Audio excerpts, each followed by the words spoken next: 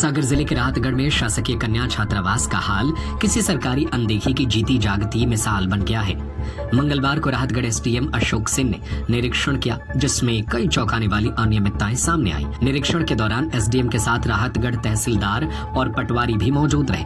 जांच में सामने आया कि छात्रावास में छात्राओं को मेन्यू के अनुसार भोजन नहीं दिया जा रहा था। जो खाना मिल रहा है उसकी गुणवत्ता बेहद खराब थी। आटे में जाली पड़ी थी और मूंगफली के दाने भी घटिया क्वालिटी के निकले। यही नहीं, छात्रावास की मूलभूत सुविधाएं भी बदहाल मिली। बाथरूम में न लाइट की व्यवस्था और न ही पानी की। नहाने के लिए बच्चियों को बाहर से नल का पानी लाना पड़ता है। पीने के लिए जो टैंकर का पानी इस्तेमाल हो रहा है वह भी 1 हफ्ते से जमे हुए हालत में पड़ा है। छात्रावास का वाटर कूलर करीब 1 साल से बंद पड़ा है। अधीक्षिका कभी कभार ही आती हैं और निरीक्षण के समय भी अनुपस्थित पाई गई। बच्चियों को अपने कपड़े और चादर खुद धोने पड़ते हैं। कोचिंग की कोई व्यवस्था नहीं है, जिससे उनकी पढ़ाई पर भी असर पड़ रहा है। छात्राओं ने मीडिया से बातचीत में अपनी परेशानियों को खुलकर सामने रखा। वहीं एसडीएम अशोक सिंह ने कहा कि पूरी रिपोर्ट उच्च अधिकारियों को भेज दी गई है। मामले की गंभीरता को देखते हुए विभाग ने अधीक्षिका को निलंबित कर दिया है। हम लोगों को खाने पीने में परेशानी है।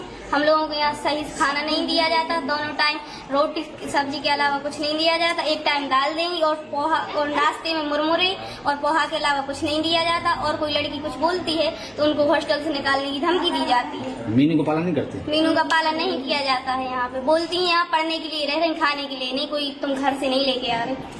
हम लोगों को ये बोला जाता है। कितनी छात्राएं हैं यहाँ पे? 50 लड़कियों की हॉस्टल है कि 50 रहेंगी। 50 का पैसा आता है और यहाँ पे रहती 10-15 है, क्योंकि यहाँ पे अच्छा खाना नहीं मिलता। खाने में कोई व्यवस्था नहीं है और ना ही लैट्रिन बाथरूम की व्यवस्था है, ना ही पानी की व्यवस्था है और ना ही हमारी पढ़ाई के लिए कोचिंग की व्यवस्था है। पानी कहाँ से लेके आती हैं? बाहर से लेकर आते, टैंकर से। आप ही लोग लेके आती हैं? हाँ, हम ही लोग लेकर आते। कभी मैडम से नहीं बोला? बोला था।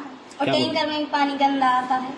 क्या नगर पालिका से बहुत गंदा आता है। कौन है अधीक्षक? कौन है? श्रीमती पुष्पलता अहिरवार। उनसे बोला, उनने कुछ बताया नहीं कैसे क्या? आज गर्ल्स हॉस्टल की कुछ बच्चियां आई थी। उन्होंने शिकायत की कि उनको समय पे और सही खाना नहीं मिलता है और अधीक्षिका के द्वारा वो काफ़ी दिक्कत थी। तो हम लोग तहसीलदार और एक महिला पटवारी को लेकर के हॉस्टल का निरीक्षण किया और निरीक्षण में बहुत सारी अनियमितताएं पाई गई और जिसके संबंध में ट्रैवल कमिश्नर को भी बताया गया और जिसकी रिपोर्ट हम बना करके भी भेज रहे हैं। जो शिकायतें बच्चियों ने की थी, उन्होंने कुछ शिकायतें हैं निरीक्षण में अनियमितता पाई गई, सब क्या क्या है कुछ? उसमें मेन तो खाने की समस्या है उनको जी, और उसके अलावा बाथरूम में लाइट नहीं है और पानी की समस्या है। वहाँ पे उनके पीने का पानी नहीं है, व्यवस्था नहीं है। दूसरा, जो नहाने के पानी के लिए उनको बाहर से पानी लाना पड़ता है और अभी तो 1 हफ्ते से एक टैंकर के माध्यम से पानी पी रही हैं बच्चियाँ। मैडम समय पे पहुँचती कि नहीं पहुँचती? अधीक्षिका वहाँ पे निवास भी नहीं करती, निवास नहीं पाया गया है और ये भी बताया गया कभी कभी आती हैं, उनके पति कभी कभी पूछने आते हैं। तो इस तरीके से वहाँ पे अनियमितताएं चल रही हैं। महिला कन्या छात्रावास है लड़कियों का, तो उनके हस्बैंड कहाँ रहता है? तो उसके बारे में बताया कि वो कभी कभी पूछने आते हैं और वहाँ जाते भी हैं। तो ये भी शिकायत बच्चियों ने। क्या कार्रवाई की जा रही है सर?